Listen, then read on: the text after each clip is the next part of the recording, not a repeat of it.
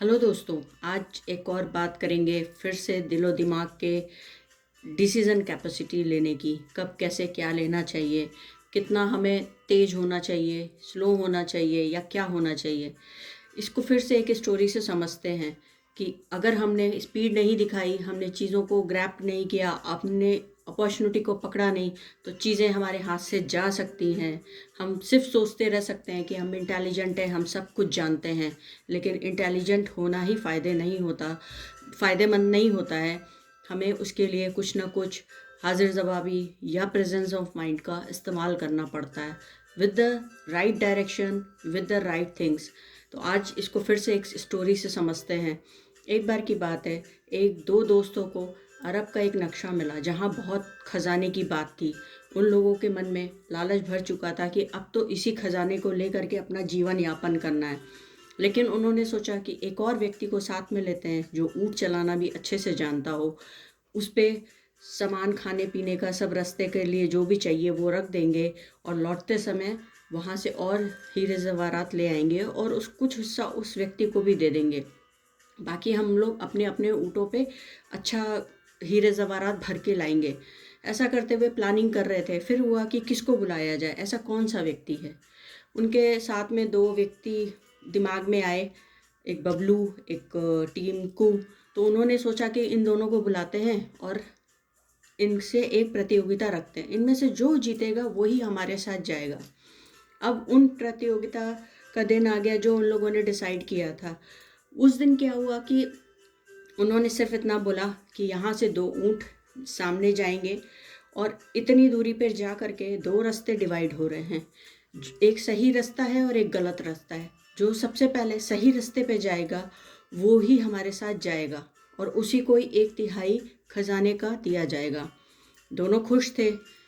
बबलू जो था वो बड़ा उसमें था कि मुझे तो आता है, लेकिन बहुत कुछ टिंकू से ही उसने सीखा था, लेकिन फिर भी वो अपने घमंड में था। अब वो चलते हैं आगे और रेस शुरू होती है। उस पॉइंट पे पहुंचते हैं जहाँ से रास्ते डिवाइड हो रहे थे। अब क्या होता है कि बबलू वहीं खड़े होकर सोचने लगता है और टिंकू उस रास्ते पे निकल जाता है जो लग रहा था कि गलत है। बबलू वहीं खड़े सोचता रहता है। टिंकू 1 घंटे बाद उस रास्ते से वापस आ रहा होता है और आता है तो बबलू ने बोला, गलत रास्ते पे गए थे ना? तो उसने बोला हाँ शायद।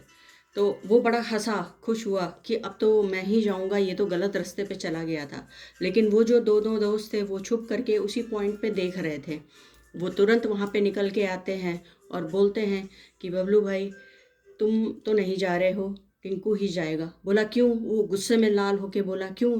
प्रतियोगिता तो मैंने जीती है, मैंने मैं नहीं गया गलत रास्ते पे। तो उन्होंने बोला नहीं, लेकिन वो तो गया था, उसने एक्सप्लोर किया कि क्या सही और क्या गलत है। उसने एक्शन लिया और एक्शन के साथ वो कुछ देर में नतीजे पे आ गया। तुमने तो कुछ किया ही नहीं, तुम खड़े सोच रहे थे, उसका इंतज़ार कर रहे थे, तो तुम इस प्रतियोगिता को नहीं जीते हो। हमारे साथ वही व्यक्ति जाएगा जिसकी बुद्धि तार्किक थी, ऑन द स्पॉट चलती है, चीज़ें चलती हैं, डिसीज़न मेकिंग हो सकता है, तभी हम किसी काम को सफल बना पाएंगे। ऐसा बोल के बबलू वो तो चला गया और फिर ये तीनों दोस्त हो गए। तो इस कहानी से हम सब की लाइफ में भी कहीं ना कुछ सीखने को मिलता है। हम सब बहुत प्लानिंग करते हैं, ये कर लेंगे, कल वो कर लेंगे, ये फिर आलस आ जाता है, फिर अच्छा नहीं ऐसे कर लेंगे, अच्छा अगला कर रहा है, देखें वो क्या कर किस मुकाम पर पहुंच जाता है, फिर हम करेंगे या 2 दिन बात कर लेंगे, मैंने पढ़ तो लिया है, मैं तो सब जानता हूँ। इस तरीके से करके हम अपना टाइम बर्बाद भी करते हैं, अपने ही सपनों में रहते हैं। ये सब हम सब की सच्चाई है, इवन मेरी भी सच्चाई है। बहुत ज़्यादा टाइम कभी कभी किसी चीज़ में निकल जाता है। तो हम सबको ऑन द स्पॉट एक अपॉर्चुनिटी अगर ग्रैब करनी है तो जाहिर सी बात है अपने ब्रेन को शार्प करना पड़ेगा। चीज़ों को समझने सोचने की शक्ति आनी चाहिए।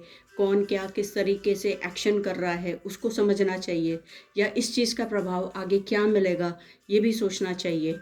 तभी हम अपनी लाइफ में आने वाले चैलेंजेस को, अपॉर्चुनिटी को फेस कर सकते हैं, बेनिफिट उठा सकते हैं। अदरवाइज़ सिर्फ लर्निंग रह जाएगी कि हमने ऐसा किया था तो हमारे साथ ऐसा हो गया, फलाना तो ऐसा कर गया, हम तो नहीं कर पाए। तो दोस्तों, लाइफ में कुछ पाना है, कुछ सीखना है, तो सेल्फ एनालिसिस ज़रूरी है, प्रॉम्प्टनेस ज़रूरी है, प्रेजेंस ऑफ माइंड ज़रूरी है। इन सब की धार दिमाग में लगाते रहिए। कल फिर मिलते हैं किसी और वीडियो के नए कॉन्सेप्ट के साथ। तब तक के लिए थैंक यू सो मच।